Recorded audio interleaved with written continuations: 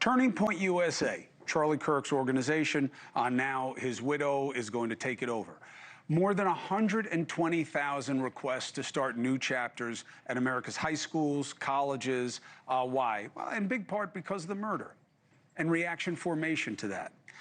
But there was another message, okay? You know how I feel about hearing about Erica Kirk reach into the ideal of forgiveness and how powerful it is coming from somebody who's got every right to vengeance, okay?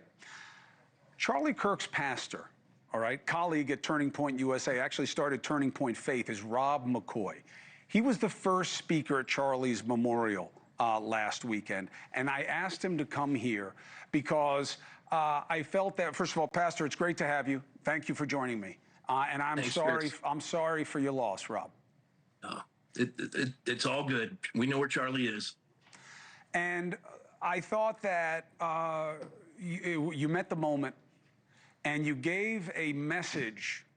There's very little of it, which is odd because, you know, you guys are always talking unity. That's what Christian preachers do. And yet, unless they're those guys who are pushing prosperity gospel all the time. But, you know, we'll save them for another day. But there's been very little of it after Charlie's murder. People are blaming. They want to avenge.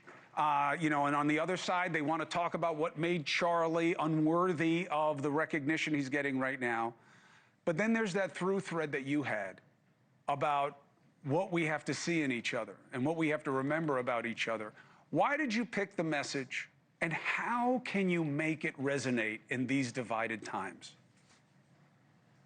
You know, that's a great question, Chris. The one thing we were noticing is since Charlie's death, people have been in massive numbers reviewing all of his previous videos. And now they're getting a picture of a man that they have a whole different view of because, you know, his stuff has been truncated or cut and pasted. And now they're coming and saying, I really want to know more about this man. Well, in that aspect, we now have the opportunity to build bridges, which Charlie always wanted to do. I mean, he was labeled as a racist and a bigot, and they witnessed that day, Chris. I mean, if this is a white nationalist, you know, Christian nationalist gathering of Nazis, well, it broke out in worship, and then its leader, whose slain husband, is now saying, "Let's forgive the shooter." That touches people. It doesn't matter where you are in the spectrum of life. That hits the human heart.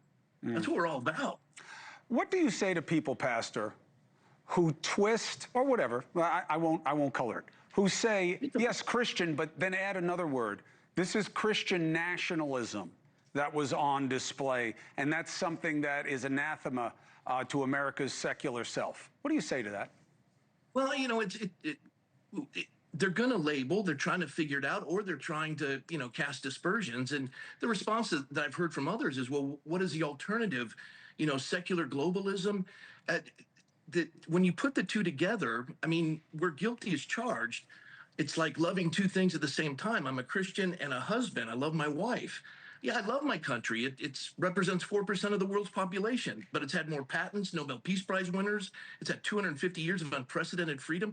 I do love America, and I love what makes America special is this intrinsic understanding of the freedom of speech. This is why you and I, in a sense, both sides of the aisle, are having a really wonderful conversation, because this country was established with the protection of religious freedom, freedom of speech, freedom to peaceably assemble, and the freedom of the press.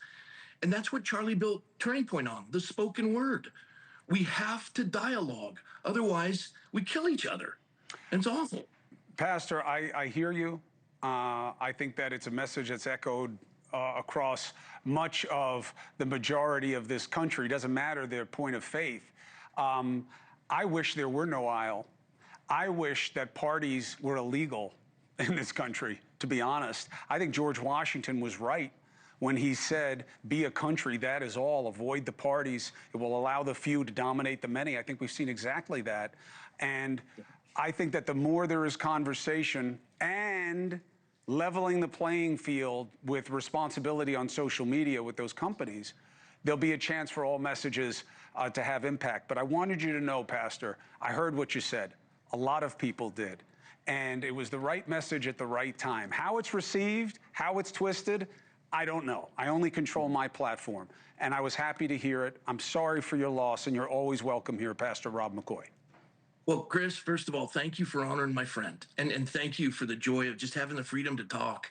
You do a wonderful job. Keep it up. And we're going through life together on this one. I think you were born August 9th. I was born August 10th. I'm your elder in a sense because I'm older. And I think you're the youngest in your family. So we got a lot in common. We're going to have some fun getting to know each other. Well, my mother says I was a mistake. So maybe you can counsel me through that someday. Mine but too. Mine said it like yesterday.